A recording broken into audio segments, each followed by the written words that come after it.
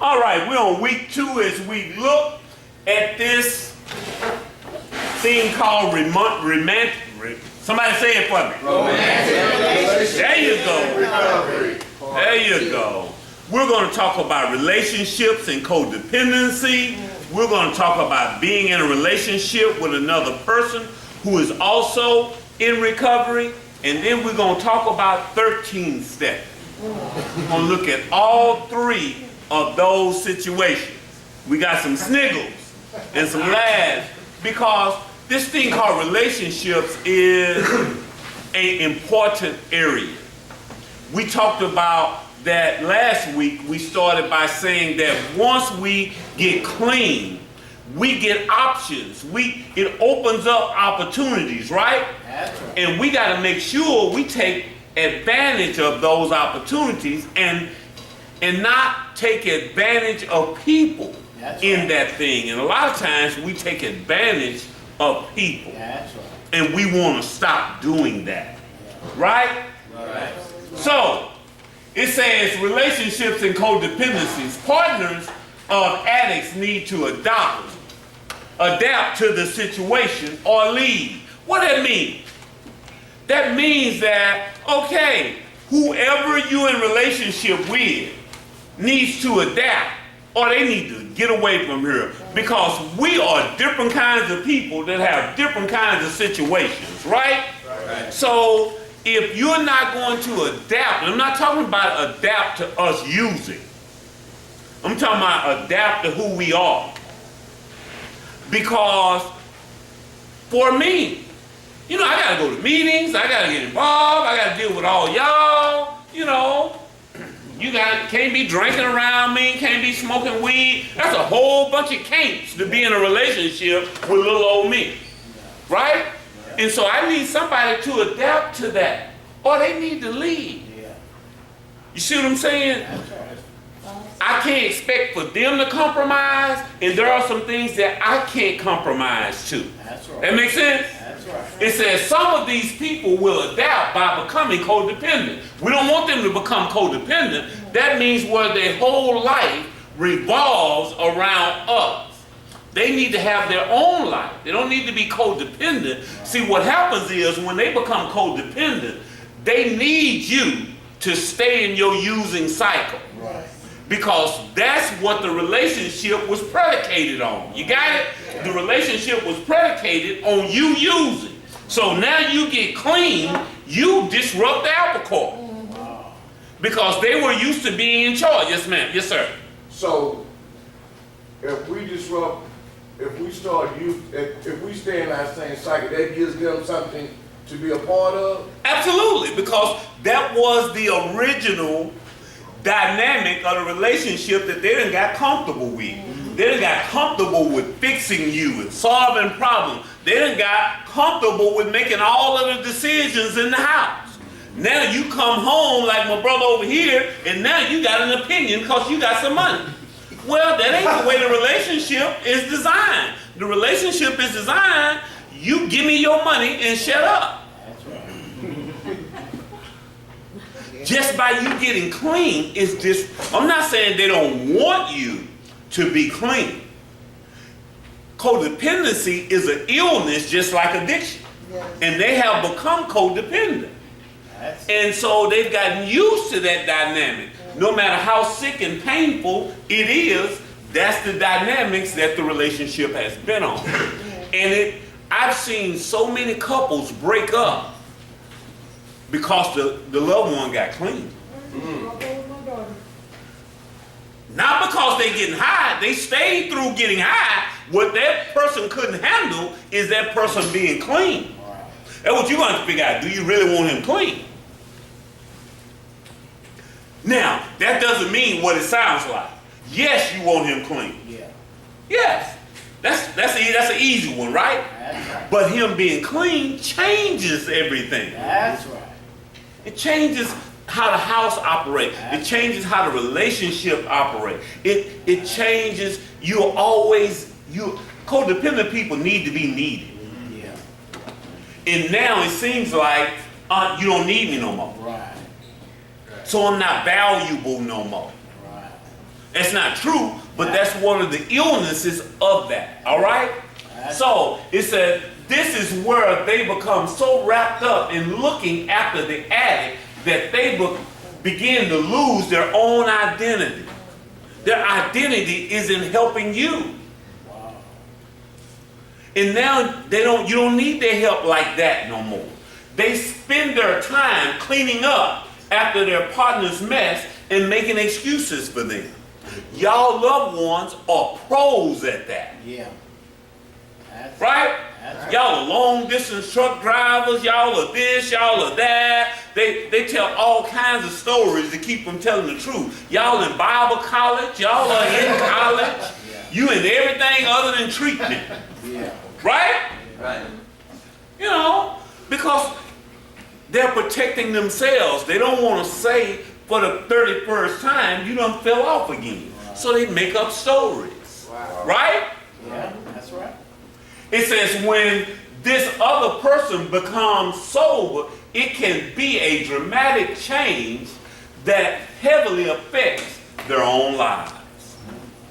When we come clean, it's dramatic to us and everybody. It's good, but it is dramatic. Yeah. See what I'm saying? Because they done got used to telling this story of you. Yeah. Now the narrative changed. Wow. Now you're just present in the home. One guy, he got clean, he went home, and he and his wife were sitting on the couch, and his son wanted to go over to one of his little friend's house, and the little boy just went straight to his mom and said, "Hey mom, can I go over to John's house?" And he said, "Boy, don't you see me sitting here?" And the son said, "Oh, Dad, I'm so sorry. I just been so used to asking mama because you ain't been here." You know, he was innocent, but it crushed it. Yeah. The little boy just done what he had always been doing. It wasn't an act of disrespect, That's right. you know, but now he's at home and now he wants the respect that's due him. And that's disruptive. That's right. Now he got an opinion. You know, now he want to be daddy. Now I want to be husband. Well, shoot, we've been running this thing pretty well without you. That's right. Yeah, You see what I'm saying? And now you come in and you the bad guy. Because now, shoot, most of the women are not even used to this. Hey, baby, I was thinking about doing this. What do you think? They ain't had to run nothing by you. Because you were gone. Or you didn't count. Said their identity of the addict's keeper is taken away. You see that?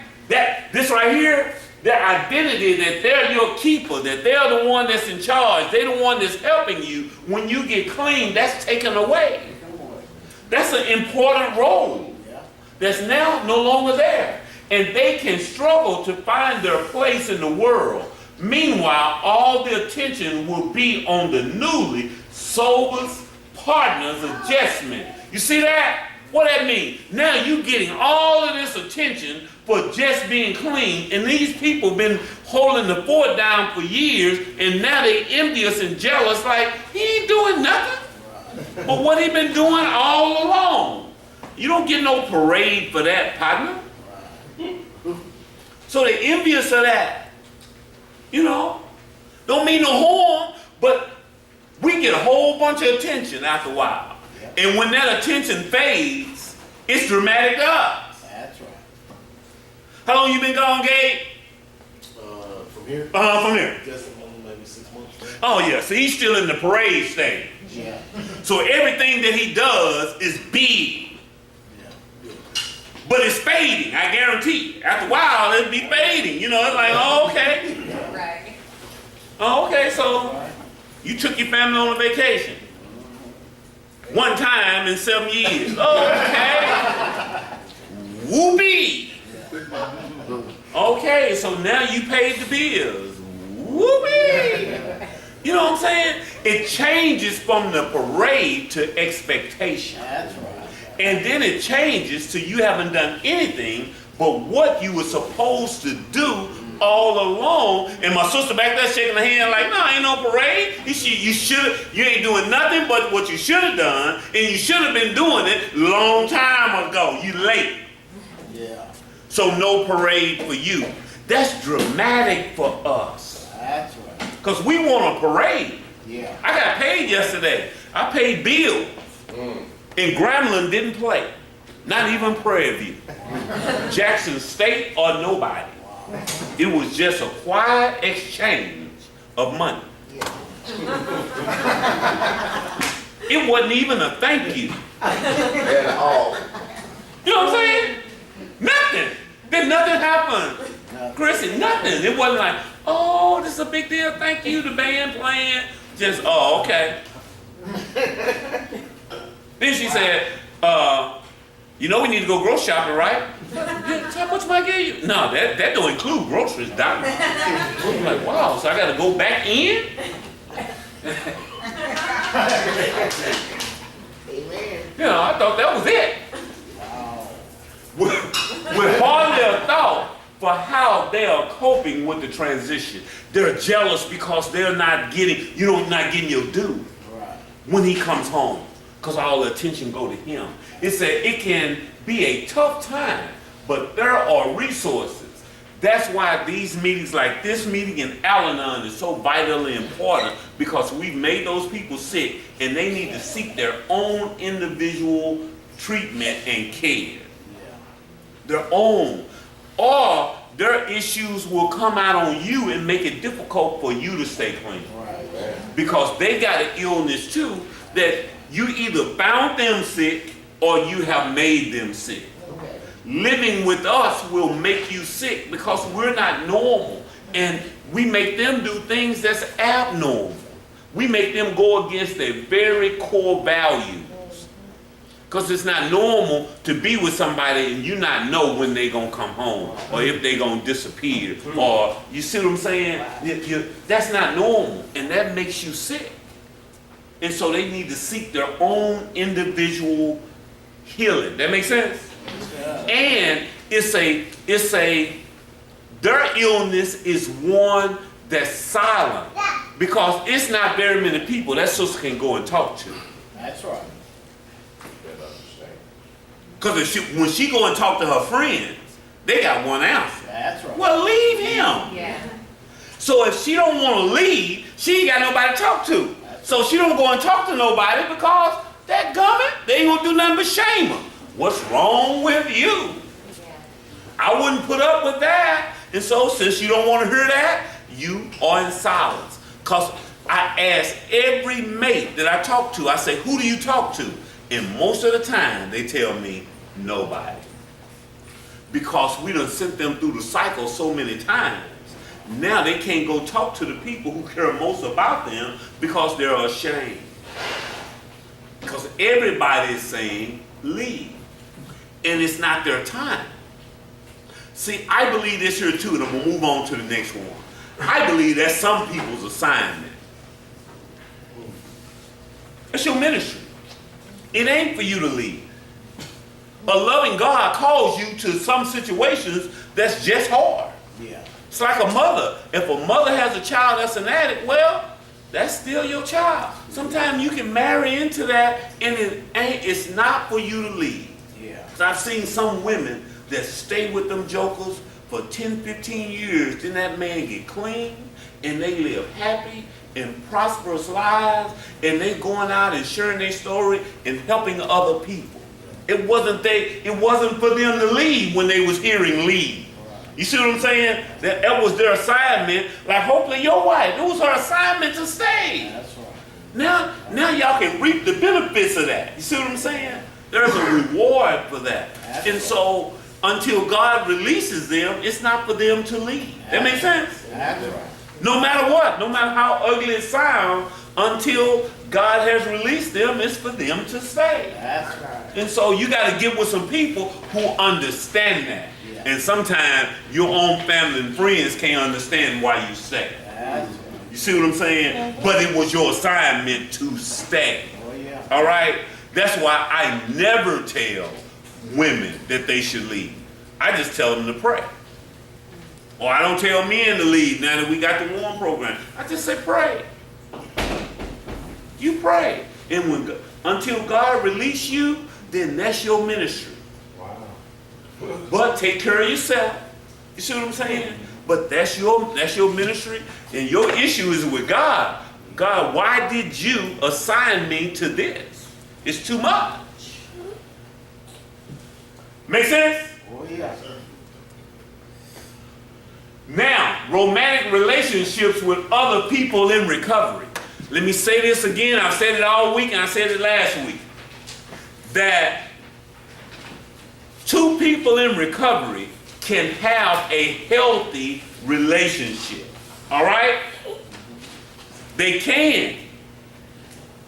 But you have to be as attracted to the way that person works their program as you are to them physically. That's right. And for those of us like my man Archie getting married tomorrow, well, Dana need to be as attracted to the way he works his program as she is to him. That's right. That's our agreement that we have to make with people. Not that we're gonna stay clean, that I am gonna stay committed to the process. And if you're not committed to the process, you don't need to be in no relationship with nobody. That's right. Because you are dangerous. That's right. We suffer from something that can hurt people. That makes sense? Oh, yeah. It says beginning a relationship with another person who is also recovering from addiction can be particularly problematic. One of the main worries is that if one of the couple relapse, it can encourage the other to do the same. That's why you got to be so committed to the process. When you are, I don't care how fine he is or she is, if they ain't working their program, throw rocks at them. Because they are dangerous. Because it's hard to be in a relationship with somebody that's relapsing all the time. You see what I'm saying? And so if you're thinking about that going into the relationship, you're looking at me like, oh man, he is fine. Well, is he working the program? Yeah. Is she working the program? Because that's why I did not date somebody in recovery. I had to be honest about, am I built for that? And my truth was, I was not built for that. I'm not built for that. Because I don't know how I could handle them falling off and her running off and her stealing everything out of the house and all of the stuff that addicts like me do. Now, all addicts don't do that, but addicts like me. And I didn't want to go through that. Now, that's some hypocritical stuff, being that I am one of those people. And I want somebody to put up with me like that, and I don't want to. Ain't that? That's right. That's hypocritical, isn't it? It's okay. Be that as it may. That's right. That's the choice that I made. That's right. If you are going to consider dating someone in the recovery process, make sure that they are working the program. Independently of you. You can't be their sponsor. You don't need to be in their support group. They need to have their own program, and you ain't a part of it. Because there's things that they can't share with you. And I ain't talking about their past. I'm talking about their current presence. You can't handle it every time they want to go get high, and they sharing with you. Now you throw it out. You see what I'm saying? Yeah. And a lot of times, it does. Usually when one partner falls off, the other one falls off. Not all the time, but usually, because it's dramatic. You know what I'm saying? And the ones that I've seen that don't, it's rough on them. It's rough on them. It says it would be extremely difficult for a recovering addict to maintain a relationship with someone who had relapsed. But ending the romance can be hard. So it's the same thing, y'all, as the loved one that's in a relationship with us. I think that's a thing with prayer and God giving you the timing too. But because you don't know when they end it. Now, our family have to protect themselves from us, right? Yeah. But if you're the recovering person, you have to protect the household and yourself. You see what I'm saying? See, if I fall off, Mel needs to protect herself. She needs to protect herself physically. She needs to protect herself financially. She's not an addict, so she don't have to protect her sobriety. But if she was a person in recovery, I would have to protect myself physically from her because we're dangerous, right? I would have to protect the finance and the household, and I would have to protect my sobriety. It will be some places I can't go looking for her. That's right. I can't go to knocking on every crack house door trying to get her. You see what I'm saying? She can't come in the house high. You know, it's dramatic if I walk in the house and she's sitting in the living room smoking crack. That's a trigger for me. You see what I'm saying? So I would have to say, although I love you, you can't stay here. That's dramatic to put your mate out. Those of us who have been put out, don't you know how hard that has to be for the person that loves you to say, you can't stay here. You got to go and get some help. That ain't an easy thing to do. That's right. That's not easy, y'all. That's right. That would be hard for me to have to tell Mel, but if she's smoking crack in the house, she got to go. Yeah. Or me, somebody got to go. Because in that situation, I am more important than her. You with me? Because if ain't no need of both of us getting high. That's right. You see what I'm saying? And so I gotta protect me so that I can help her when she get back on track. Y'all with me? And so that's what that is. But it's hard to end because you don't know when to end it. I think it is when God releases you. That's my opinion. Now, everybody makes that decision differently. You know, and I thank God that some people stuck in there with me. You know, that's why I let y'all come back. The people that's intervention come back so often because, shoot, somebody stuck with me. And that's why I believe every time you come back, it's your time. Yeah. So I don't keep a count of how many times you come back. Just come back and get the program straight. Now, if I were married to you, I don't know about that. You know, it'd be different. You know, like, hey, now. Because it don't directly affect me. You ain't living with me. You ain't stealing my TV. Romantic relationships with others in recovery. Another reason why romance between people in recovery tends to be frowned upon is that both people will be taking a lot of baggage into the relationship. This means that it is doomed from the start. You need to make sure if you're going to date somebody in recovery that they have dealt with their mess. That makes sense? Yes, sir.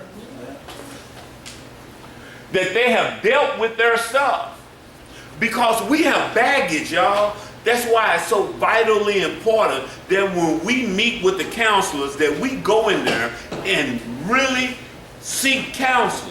When we get a sponsor and work the steps, we need to work the steps because you don't want to take this old distrust and hurt and brokenness into a new situation. You with me? See, when I got here, I wasn't fit for nobody. Right. I was bruised, I was damaged, I was hurt, I didn't trust nobody, I was untrustworthy. That had to be dealt with. Or I was going to be a problem for somebody. That's right. And so are you. That's right. And so if you haven't dealt with your baggage, Yeah. don't go get in a relationship. And let me tell you this, y'all. The programs like this are designed to cover up your baggage. How so? How so? is because Herman had them men out there running. We feed them 3 meals a day. Clothes come in and they get it. They learn a whole bunch of scripture and they learn this information. And if they don't use it, now they physically fit. Now they done gain their weight back. They sound good, but they ain't done nothing internally, and they can trick some people. Yeah. That's right. That's right. You see what I'm saying? I ain't dealt with none of my baggage, but I look good. I sound good, and that lasts for a hot minute. That's right. That's right. And a hot minute is relative. For some of us, it lasts for a few months. Some of us, it lasts for a few years before it all implodes on us. Yeah. That's what I mean. Oh, yeah. Because, shoot, man, you're going to be much better. Yeah. Herman going to have you on that hill. Them cats going to be out. Yeah. Them cats going to be having you in the workout room over there at the house. Yeah. You know, you eating 3 meals a day. Yeah. You going and seeing the doctor, you know, Yeah. you either got clothes or you gonna steal clothes out the rack. You know, we turn to a whole nother person, you know it? And if I haven't dealt with that stuff after a while, my character defects and shortcomings That's right. That's right. will reveal themselves. That's right. Because I can't hide that stuff long. That's right. Y'all done that before, right? Sir. Because when the pressures of life come on, Yeah. it brings out all of that stuff out of me. That's right. You That's see what I'm saying? And I haven't dealt with it. yeah. That's what happened to me. I had 18 months clean, and it was a ragged 18 months. But I sounded good. You know what I mean? And I would like to think I looked good. I had a little position on my job. I had a sports car. I had a wardrobe. Shoot, I was that dude. But I was raggedy, man. I hadn't dealt with that stuff. And when life happened, Yeah. I fell off. Yeah. I fell off. Because I was carrying this baggage. That's right. That's right. Because I hadn't dealt with my wound. That's right. Deal with that while you're here. Yeah. Yeah. That's right. Because we've all knew somebody that when you got in a relationship, I'm not talking about dating, just being in friendship with them, and they hadn't dealt with their baggage. You ever dealt with somebody and you ain't cheated on them, and they looking at your phone, they got tracking on you and all that kind of stuff. You're like, whoa, why are you doing this? I ain't the one that done that to you. But they're punishing you for something that somebody else done. That's right. We can relate to that, right? And you're like, I ain't the one that done that. So I don't want to pay the penalty of that. And that's a miserable place to be. And I watch y'all all the time walking around with baggage and blaming it on me. Yeah. Because I say something to you, you know, you mad at me. And, you know, it be kind of funny sometimes too. You know, it's just because you ain't dealt with your stuff. Yeah. Deal with your stuff. That's right. All right? That's right. If you don't, it's what? Doomed from the start. Here's the other one. 13 seconds. Somebody tell me what is your definition of 13 seconds?